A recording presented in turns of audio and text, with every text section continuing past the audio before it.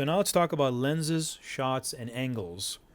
So wide-angle lenses have the effect of widening the perspective from a given angle and a certain distance from the subject. This is an example of a 0.7 wide angle that increases the viewing angle by 30%. So this is not actually a lens, this is a converter. So it converts the existing lens that's attached to the camera and makes it 30% wider. It's called a 0.7x. Here's what it actually does. This is the actual frame with the Century VS07 on the frame right now. Here's what happens when we take it off. You see how it's more pushed in, and there's the actual lens, that's the converter, and it's made by Century Optics, 0.7. We're going to rewind right now and actually show me putting it back on so you can see exactly what it looks like when you put it back on into a scene like this. There we go. That's the 0.7x in action. That's what you're getting from the exact same perspective live, no cuts. Telephoto lenses have the effect of narrowing the perspective from a given angle and a certain distance from the subject. Here's a 1.6x telephoto converter that increases magnification by 60%. So when you put a 1.6x telephoto converter, you're getting pushed in 60% closer to the subjects. You're magnifying that area of the frame 60%. But even the best telephoto converters vignette towards the corners of the frame until you zoom in to compensate. These converters are designed to give you a greater magnification, not a full zoom scale. What that means is that when you put it on the lens, the first thing you're going to see is it vignettes around the top left, right, and bottom left and right edges of the frame until you zoom in. And when you zoom in, that vignetting goes away. It's supposed to give you a good close-up, but you're not supposed to be able to use the entire zoom scale like with the 0.7x wide angle. So here's the Century Optics, and we're putting it on right there, and you notice how it's vignetting. You can actually see the barrel, the entire barrel of the frame, until you actually zoom in. And here we go, we're adjusting the camera, we're zooming in a little bit more right there. And as soon as we zoom in far enough, you won't see that vignetting anymore. We're going to rewind, zoom out just a little bit, tilt down, zoom out all the way, and we're going to remove it and see what kind of an effect it has. So you're getting closer to the actors 60%. This is the thing that allows you to get extreme close-ups and still have them in focus.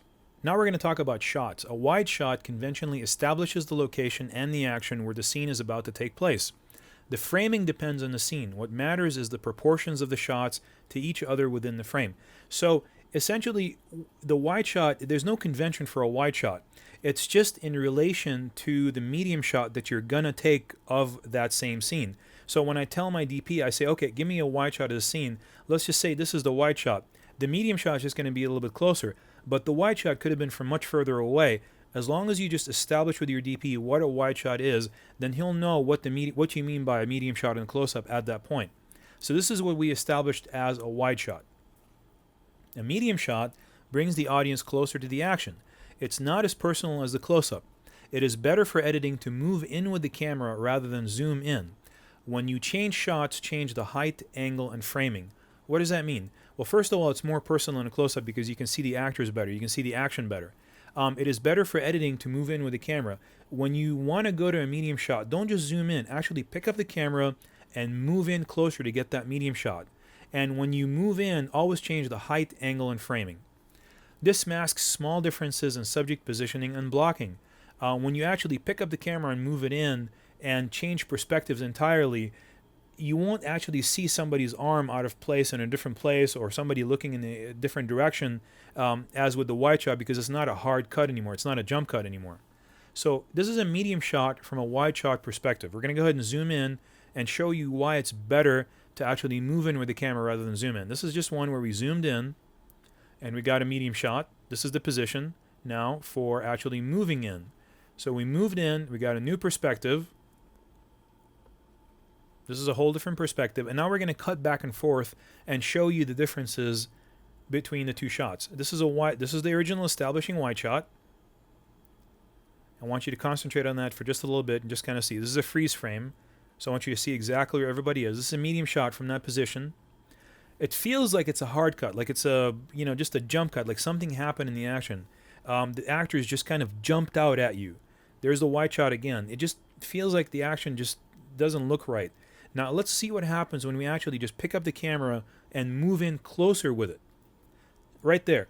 When we actually moved in closer with the camera, it just feels like a whole different perspective. It doesn't feel like the actors just pop out of the frame closer to you.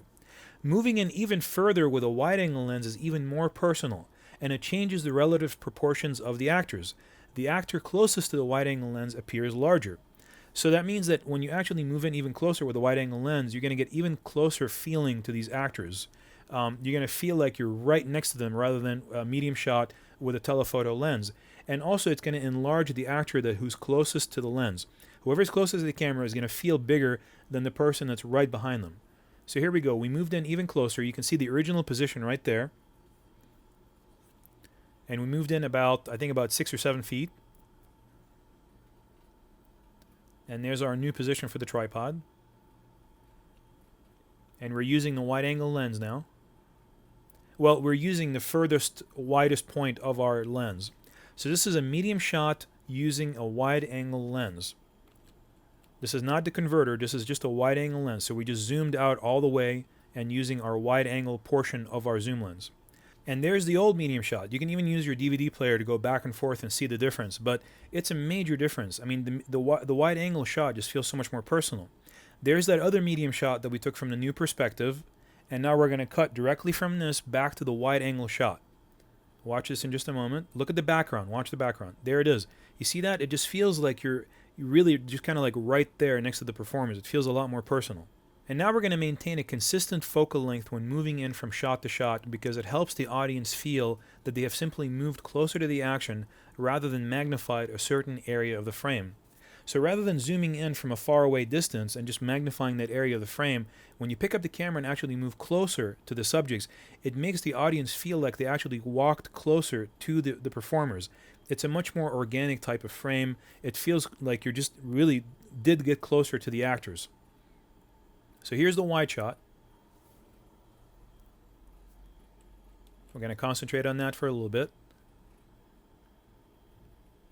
And there's the medium shot using the wide-angle lens. It actually feels like the camera got closer to the actors, like we kind of abbreviated a dolly shot and ended up at the actors. Now here's the wide shot again, and what we're going to do is we're going to cut to the medium shot of just a zoomed-in shot, and watch what happens. It feels like the actors are going to pop right in front of you. You see that? They just pop right in front of you. It doesn't feel natural. It feels like you just kind of like used a set of binoculars from that faraway distance rather than moving closer to them. Now a CMS, or a close medium shot, is closer than a medium shot but not quite as close as a close-up. This is textbook. This is a real shot. It's called a close medium shot. This is just a way for you to communicate with your DP. That way when you tell them, well, I don't want a medium shot, I don't want a close-up, I want something right in the middle. You don't have to keep saying that every single time. You can just say I want a CMS or I want a close medium shot. You'll notice that we're a little bit closer to them than from the medium shot, but not quite as close as a close-up. So it's a little bit more personal. You can see the actors a little bit more, but at the same time, you're not just isolating one actor or doing an over-the-shoulder. So this is a medium shot using the wide-angle lens, and now we're going to cut from this to the CMS here in just a second. Notice how you can see all the way down to their knees, essentially, and above their heads. This is a CMS. You've cut them off pretty much right above the elbow, but you still have the headroom right above their heads. But you're not cutting them off like right below the shoulder as for a close-up. The same principles apply when moving in for a close-up. Change height, angle, and framing to accommodate the subject. However, try not to get a close-up on an actor with a wide-angle lens, since that will be unflattering unless you're doing it for effect. Which means that when you actually get closer to an actor and try to do a close-up with a wide-angle lens, you're going to distort their features. They're not going to look right. They're going to look like they have a huge nose, or they're going to also look like they're a lot larger than the actor right behind them. We're going to actually do that in a second. We're going to see how moving in with a wide-angle lens exaggerates her size in proportion to his. But I mean, to like not even a normal degree. So here we go. This is a close-up with a wide-angle lens. Notice how she looks almost like she's twice as big as he is. If you're going for effect, which means you're trying to create an environment where things feel like they're out of the ordinary or out of place, or you're trying to get inside an actor's mind, then you might explore doing something like that. But normally, when you do a close-up, you want to do it with a telephoto lens so that you can be more kind to their features and compress the perspective a little bit more. Now, remember what you're seeing here is still a two-shot, but it has close-up framing. So it's framed like a close-up, which means it's head and shoulders, but it's still a two-shot. You have both actors in the frame. And by all means, close-ups don't have to be just head and shoulders. They can be even closer than that. It just depends on the proportion of the medium shot. We'll also go over extreme close-ups later on in the series. They're extremely tightly framed close-up shots, usually showing only a very specific action. Let's just say somebody's eyebrows or somebody's eye or nose, just one part of their face sometimes. Depth of field is controlled by iris, focal length, distance from camera to subjects, and distance from subjects to background. So the more you close down your iris, let's say you go to an f8 or an f11, the more you're going to see into the background, the more the background is going to be in focus. The more you open it up, the less you're going to see the background, the more it's going to be out of focus. We're going to give you an example of that coming up. We're also going to give you examples of all the stuff coming up in the series too. The more you increase the distance from camera to subject, the more you're able to throw the background that's directly behind that subject out of focus. The more you increase the distance from the subject to the background, the more you can decrease depth of field, which means that the background right behind the subject will be a lot more in focus than a background that's 50 feet away from the subject. So also what we're going to do is we're going to talk about the fact that most people are trying to achieve a shallow depth of field. Usually when you're trying to shoot, you're trying to get that background out of focus. So that's achieved by using a long focal length telephoto lens, an open iris, greater distance from subject to background, and appropriate distance from camera to subject. And that last one is very much dependent on the situation that you're in and the type of telephoto lens that you're using and the camera that you're using. So that depends on the situation. But the other three always apply. Longer focal length, more wide open iris, and greater distance from subject to background are always going to give you a background that is more out of focus. So we're going to discuss an example of that. Here's an example. We're using a telephoto lens. We're about 6 feet from the actors. The actors are about 50 feet or more from the background, and we'll be using neutral density filters to open up the iris of the camera and reduce depth of field and then reverse it. Neutral density filters, all they do, there are two that are built into the camera, and they're dark gray filters that are behind the lens. They step in and they darken the frame. They reduce the amount of light that's coming through the lens and hitting the CCD, which is the actual imager of the camera. So they allow you to shoot with a wide open aperture. There's the DP right now engaging the first ND filter. Then he's going ahead and irising up. Then he's going to the higher filter, that's ND filter number 2, and he's opening up the iris even further. So let's go ahead and watch the background. See how it's all in focus. You can actually see that tree back there, and it's totally in focus. Now here's the DP going to ND filter number 1. You notice how it darkens the frame, then he compensates with the iris, and it throws that background a little bit out of focus, but not really enough, because we're not quite at a wide open iris yet. We have a long focal length, and there's a great distance from the subjects to the background, but we don't have a wide open aperture yet, a wide open iris. So we're going to go ahead and switch up to filter number 2. This is ND filter number 2, which is absorbing 2 stops of light, again, just like the first filter. And there you go. You'll notice that that background has gone completely out of focus because we've satisfied the 3 requirements for achieving a shallow depth of field. We have a long focal length or telephoto, we have a wide open iris, and there's a great distance from the subjects to the background. So now we're going to go backwards. We're going to start with a shallow depth of field, which is what you see in front of you, and we're going to show the DP going step by step. He's reducing down to ND1, and he's reducing the iris, reducing the exposure of the camera. There it goes right there.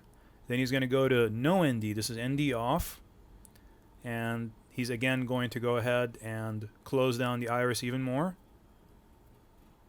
reduce the exposure in the camera, and there comes the background in focus. Now panning is turning the camera left and right. A pan can illustrate a setting, track a subject, or reveal new information. We've already seen some pans in the last section that we just did. We were panning with the subject as they were traveling from left to right or right to left. So you can illustrate a setting in a wide panning shot and show the entire area, or you can pan on a close-up and just concentrate on tracking a subject rather than illustrating a setting. Or you can pan not with the subject and not in a wide shot, but just pan over to something interesting in the frame to reveal new information. This can be something that the audience is not yet aware of, that you just want to pan and illustrate without actually cutting to another whole shot. So in conjunction with subject movement, it can establish location and further the story. Panning with the subject movement reduces eye strain. Now what that means is whenever you have movement in the shot, whenever a person is actually moving in the shot and you're panning with them, it's always going to be easier on the eye than when you're just doing a pan and there's nothing moving in the shot. Watch this shot and watch how, because the performers are there, we're able to pan at probably a greater speed than we would normally be able to pan because there's something for the audience to see. And watch when we pan the other side. That was a right to left pan. This is a left to right pan tracking with the performers, with movement. And whenever there isn't movement in the frame, we do have to pan a little bit slower. Otherwise, it's going to create eye strain in the audience. You can also pan with a closer shot and get a tracking shot where you track the actors closely as they move through the frame. We can pan a lot faster when we're zoomed in and we're tracking movement. Watch how fast we can pan in this particular shot because of the speed of the actual actors, because the audience is concentrating only on them, so it doesn't matter how fast the background is going, but that background is moving really fast. In a static shot, the camera does not move. It forces the audience to only concentrate on the location and the actors blocking, and that's it. There's no motion, no tilting, no panning. This is a static shot. It's just a locked-down tripod shot. It forces the audience to only look at the location, the framing, and the actors blocking, and that's it. Here's the same shot with a pan motion, just so you can see kind of a little bit of the difference. So we're starting with a pan, and eventually we settle into the static shot framing right there. Tilts are a great way to reveal new information to the audience without widening the frame. They are also essential for revealing clothing that identifies a character. So let's just say you don't want to go to a wide shot, but you want to reveal clothing very slowly to the audience in a close-up form. That's when you tilt up.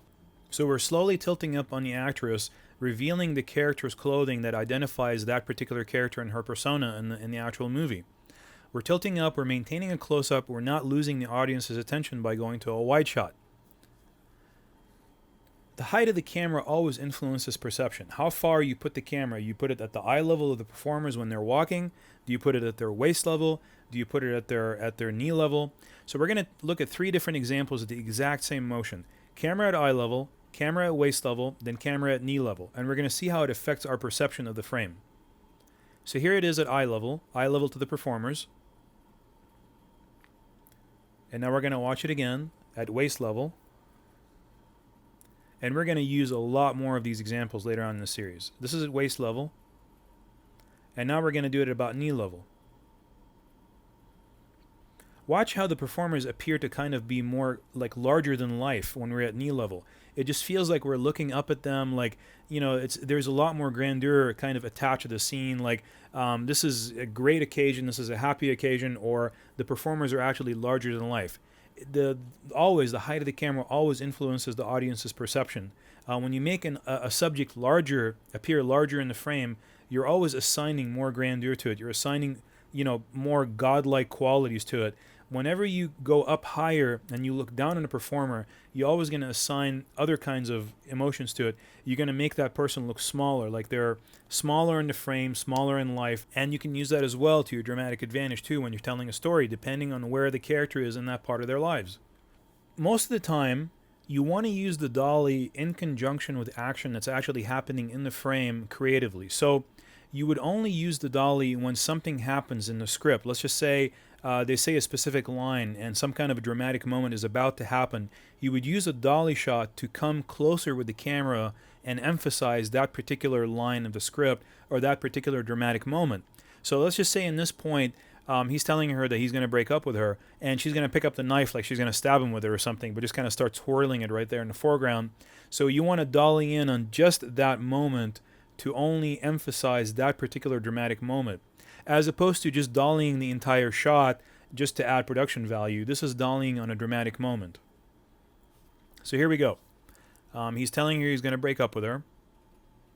He's saying he's just about had it. And so she picks up the knife. We start the dolly. We get him out of the frame and then back in. And then we tilt down to the knife. So this was a dolly in combination with a tilt down on a dramatic moment. So this is going to be a zoom shot on a dramatic moment with a tilt to reveal the knife. Zooms, of course, are not as natural as dollies because we're just magnifying a certain part of the frame rather than moving closer with the camera. We'll go over this a lot more in the series. There's just a zoom shot. You can see how it's unnatural. It just magnifies a certain part of the frame rather than comes closer to the actress. It's very soap opera kind of type of movement. Now we're trying to get a close-up from the master shot perspective and not allowing for face room or look space. So when you try to get a close-up from the master shot position, which we'll go over much more later, but you don't give the actor face room, which is look space, it's not going to look good. You got to give him some face room, which is room for the actor's face to kind of look away at the other actor on the other side of the frame. And if you don't do that, it feels like the actor's face is way too close to the edge of the frame in the wrong way. Whenever you cheat in an actor, you ask him to move in or out of the frame unnaturally. This is not where the actor would normally be. He's far away from her. It's farther away from when he was before, but we're cheating him in because it looks good for the camera. So he's actually much further away than he was before, but it looks really good for the camera for the actual action shot. What we just showed you before is a close-up over the shoulder shot. This is the wider version of that exact same shot, just a little bit wider. You'll notice it's not as personal. It's wider, you can see more, but it feels more illustrative than cinematic. Here's poor framing on this close-up where you have too much headroom. This is too much headroom. You've already seen what it's supposed to look like. This is too much headroom. You'll notice that there's just a lot of open space above his head. It just doesn't look right. It doesn't feel right. We need to tilt down the camera and move in a little bit and adjust the frame a little bit. So this is not the right way to do it. This is too much headroom. So this is poor framing on his close-up. There's no face room or headroom. We already talked about this before, that you can't put the face too close to the edge of the frame. Here it is again, just to show you one more time how you're not supposed to frame a close-up. There's no headroom. There's no room above his head. There's no face room. He's looking right into the edge of the frame. It's not a very nicely framed image. You're not supposed to cross the eye line to get his close-up, just like you didn't cross the eye line to get her close-up. Even though the lighting's going to probably look a little bit nicer at first, but it won't cut in post. When you try to cut it with a master shot, they're going to switch positions. He used to be on the left side, now he's on the right side. He used to be on the left side, now he's on the right side. And it will not cut with the actual master shot where you establish them as him being on the right side, and now he just popped on off to the left side. It just won't cut. We'll illustrate that a lot more later on, how it just will not cut, and how to maintain the proper eye line for all your actors. Crossing the eye line to get her close-up will not cut with the master shot. Check this out. When you cross over to the other side of his shoulder instead of the first side, even though the lighting looks better, but it will not cut with the master shot. Flipping the actor's positions will cross the line of sight and the lighting direction. You have to move the camera to the other side. You can't just have them flip their seats and go, oh, okay, I can just shoot the shot. It'll work just fine. You can't do that. The lighting will change. The direction of the light will change. It used to come from her left side. Now it's going to come from her right side. And also their positions are all changed up, so you just can't do it. You have to actually change the camera position. That's the only way you can get where you're not crossing the line of sight and the lighting direction. Now we're going to talk about axes of movement. This is the axes of movement of performers in the frame, or their faces or their bodies actually moving in the frame. First one is the z-axis. That's motion to and from the camera. The subject gets larger and smaller in the frame. In a two-dimensional world, which is the world of the camera, it doesn't really perceive that objects are actually traveling closer and further away from the camera. It just perceives them as actually getting bigger and smaller. And the only way you can increase that feeling of actual distance is by introducing side light, where you side light something so that it feels like it's actually traveling away from you. And also by using the memory, human memory, where we know when somebody's actually walking away from the camera just by the motion of their legs, it means they're actually increasing the distance between them and the camera, as you can see here in the frame in front of you. But if it weren't for our memory effect, and if it weren't for the side lighting, we wouldn't really perceive these people actually walking away from the camera. They would just appear to be getting smaller and smaller in the frame. Now, subjects traveling towards the camera are more engaging than one traveling away from the camera, because the action is literally coming to you. It's coming to the camera. So here they are again. It's the same shot. You can see their faces, you can see the action, you can see their performance. It's just a much more interesting shot than the one where they were just walking away. When you bring the action to the camera, it's always going to be more interesting than when you make it go away from the camera, unless you're doing it for effect, where you're trying to make these performers shrink into the distance for psychological effect or dramatic effect. Now, when you're using a wide-angle lens, the subject moves very quickly near the camera and then disappears slowly. So we're going to watch this shot here coming up of our actor, and he's going to be walking near the camera real fast. But as soon as he gets away from the camera, it feels like it takes him forever then to traverse any kind of distance. Let's watch him coming back down the mountain here. He comes in, it feels like it takes forever until he gets close to the camera, and then he moves really fast. Let's watch that one more time. And remember, the telephoto lenses do the exact opposite. When using a telephoto lens, the subject moves very slowly the entire time since the distance to the camera is not being exaggerated. This means that the camera is so far away from the subject that the distance that the subject is traveling is actually negligible compared to the distance that the camera is far away from the subject. So being far away from a performer moving towards you, as we are in this case, is going to make it look like they're just taking forever to get to you.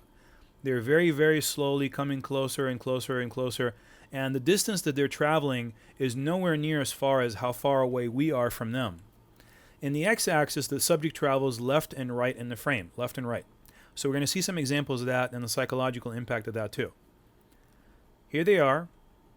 They're traveling from right to left, and we're going to talk about that a little bit. The direction of travel in the frame from left to right is extremely important. The reason being is that travel towards frame right is always easier on the eye because it moves with the direction of reading text, left to right. So you can use that to dramatic advantage when you're telling a story visually with the camera. If someone's headed towards something that they don't want to go and do, you can make them go right to left, and it's going to make, subliminally, it's going to make the audience feel like there's something uncomfortable about this motion. However, if they're going someplace where they want to be going, or if it's like a happy occasion, you can move them from left to right, because naturally that's what the audience is going to feel like is the natural progression from left to right along with the reading eye. The y-axis, the subject travels up and down in the frame, up and down in the frame. So we already talked about the z-axis, forward and back, x-axis, left and right. This is the y-axis, up and down. The y-axis, when the subject is traveling downwards in the frame, it's always easier on the eye because it's the direction of gravity. So any object or subject that's traveling downwards in the frame is always going to feel like it's easier on the eye because they're going with the direction of gravity. They're coming downhill with gravity. Any subject that's traveling up in the frame appears to be fighting gravity. And it doesn't matter if it's a human being walking uphill or a car going uphill. You can use it to psychological impact because our eyes perceive it as a difficult motion when something is going uphill or up in the frame. Usually from the bottom right to the top right, or from the bottom right to the top left. So any subject that's traveling diagonally to the left and up in the frame is the most difficult for the eye to follow. Why is that? Because it's against the reading eye and it's uphill. So we're going to watch an example of that. This is the most difficult motion for the eye to follow, for an audience's eye to follow. When they see this, they perceive it as being an extremely difficult motion. They perceive it psychologically as being a bad thing. Y-axis, subject traveling diagonally to the right and down in the frame is the easiest for the eye to follow. Why? It goes with the reading eye and downhill. So here we are. It's the exact same motion. Watch it again. It feels like it's easier in the eye. It feels like this is something that is easy to follow, an easy action to follow. You can use that to your dramatic advantage. So now we're going to talk about composition. This is going to be probably one of the harder sections to understand at first because it kind of really takes you out of the comfort element of what you've been used to. But we will go over composition a lot in this series. So the law of thirds is an age-old principle that prescribes placing the main subject of interest along the bottom or top third of the frame, off to one side. It is not written in stone and it's broken all the time, but it is a good principle to learn when trying to create harmony in the frame. So we're going to go ahead and illustrate that. It means that when you break up the frame into thirds, like a tic-tac-toe kind of grid, and you've put the performer either to the left or to the right side and either to the top third or the bottom third, you're always going to have a more interesting frame than when they're just centered up. That's what the law says. It doesn't always apply, but if you're trying to create harmony, it's nice to know that it's actually there for you. There's the grid of thirds, and you can see that we put our subject of interest, which is her. She's the one we're trying to create sympathy for. We put her up in the top right-hand third of the frame. Now, a rack focus changes the plane of focus along the z-axis, which means that it shifts the focus creatively to another plane behind the current one and thereby reveals new information to the audience. So we're going to go ahead and illustrate that. But what does that mean? It means that you have planes of movement, foreground, midground, background, and when you change the focus between those planes from foreground to midground, you're actually traveling with your focus along the z-axis, which travels far and close to the camera. So we're going to actually illustrate that right now. This is the current plane of focus in the foreground. Now there's a new story element about to happen. There she is in the background. So we rack focus to her, reveal the actor in the background. And then we back to the foreground plane of focus. So we use the focusing mechanism of focus as a story element. Forms in the frame. There are many shapes that occur in nature, like lines, triangles, and rectangles, but there are also shapes that can be created by the blocking of actors. it leads the audience unconsciously down a certain emotional path. And this is because different shapes in nature mean different things to us. Triangles, are like usually broad bases, and they just symbolize kind of like power and strength for us. Rectangles are very balanced for us, and so are squares too. Circles are, kind of harmonious. The blocking either creates shapes in the frame, or it pushes the audience's eye to look at certain points of interest. Those points then create invisible shapes in space due to the movement of the audience's eye. This is going to be probably the most difficult, new concept to process, as it was for me 10 years ago. Watch what happens now. We're going to go ahead and illustrate a few things for you, and watch what happens. It's not just the motion of the people in the frame, but where you're actually looking as an audience, where your eyes are looking. You're drawing these lines. The audience first sees any actor's eyes in the frame, then the next set of eyes, then the widest object near the center. Lightness always advances, darkness always recedes. Then the widest object off-center. This can all be trumped by motion. A moving object in the background easily upstages all the above. So the first thing you're going to see is the first actor's eyes. As human beings, that's the first thing we notice in the frame. Then we're going to go to the next set of eyes, then the other white object closest to the frame, then off frame. Also, more colorful or warm-colored objects will trump cool-colored objects. So someone wearing a red coat is always going to stick out more than someone wearing a dark blue coat. It's just the way it is. That's the way we process color. That's the way our perception is in our eyes. And we're going to also see an example of that too. And actually later in the series, we'll see a lot more examples of that. But we're going to watch the following scene, and this is going to at least prime you so that when you see more of these examples later on in the future, you'll be ready for them. Okay, here we go. Now this is a tough concept, so open your mind. Here we have a rectangle in the frame. The blocking of these performers is making a rectangle shape in the frame. When the other performer comes in the background, she moved in and she stole the attention away from that rectangle. So motion always trumps everything else. Now, her pink coat is going to take more attention away than from his blue one or the other actress's black coat. So color trumps other colors. Warm colors trump other cool colors. Now here's the next difficult concept. Watch how their body positions in the frame make a triangle. They make a triangle with their faces, the three objects of interest in the frame. But they don't just make a triangle with the actual two-dimensional visual image that you see in front of you that's grouped like a triangle. They also make a triangle because the audience bounces from her face to his face to Laura's face behind him, back to her face, to his face, to Laura's face, and that creates the motion of a triangle, an invisible line in space that actually says something to the audience. It has an emotional impact on the audience.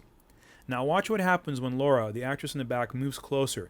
She creates a different type of new triangle. It's more of a taller triangle where she completely dominates the frame. So this is a new triangle that we've created for the audience where she's completely dominating the frame. Now watch what happens when Tatiana, the actress on the left, actually gets up to move. The light actually hits her and she becomes more illuminated than any of the other actors in the frame. That draws attention to her due to lighting contrast. Then when she stands up, we have a new triangle where she's actually dominating the frame, primarily because she's the tallest one in the frame right now, and she's also the closest one to the camera. And her height and her closeness to the camera is going to dominate the frame. Also, she's isolated on the left side by herself, whereas Laura is grouped with the actor on the right side. So her isolation on the left side is going to always draw more attention to her because she's an isolated entity in the frame rather than clumped in any other part of the frame. The last thing is that also she's getting more lighting than the rest of the actors. She has that rim light or the kicker light from the sun, and that's another reason why we put her there, is that so that she can actually get the sun, and that draws even more attention to her than the other actors. Now watch how they're both looking at the actor seated on the bottom right hand side. Watch how the movement, your eye is going to go directly to them and then down to him. So the audience is going to keep shifting in this triangle, trying to figure out if one of them is looking at the other one or if they're still looking at him. They keep going around in this triangular configuration. That's a motion of the audience's eyes, back and forth, back and forth. And now they both go off in different directions. We block them that way, and as you remember, going to the right side is with the reading eye, going to the left side is against the reading eye, and that has emotional impact too. And they leave the actor alone sitting in the middle of the frame, making a very narrow base triangle with his body, And also his isolation becomes his own strength again. By himself, he's again stronger. But at the same time, because he's so small in the frame and he has so much headroom and so much area and room around him, it creates more isolation for him in the frame and makes him seem smaller. Remember how he talked about the smaller object in the frame feels smaller to the person? This guy really kind of messed up in his life, and he ended up cheating on one girl to go out with another, and therefore now he's all alone in the frame, a small object, a small narrow-based triangle sitting in the frame.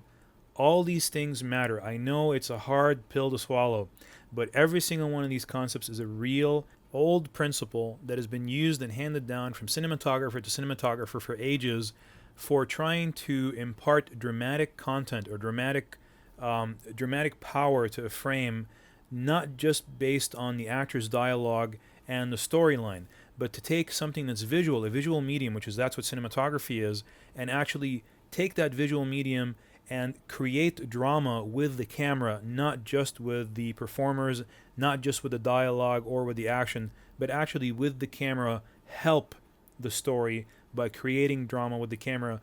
Whenever you compose a frame, have that frame mean something. We're going to go through a lot more of these concepts in the series. You've got about 10 more hours of this, and by the time you come out of it in the other end, I think you're going to probably look at the world in a whole different place, kind of more like I do, where everything is kind of a series of lights and darks and shapes and rectangles and triangles and circles. And, I think that it's going to really help you become a better camera operator or a better DP or a better cinematographer or a better director or a storyteller or writer or an actor, whatever you intend to do in your life. I'm hoping and praying that this series will help you accomplish whatever you want to in life.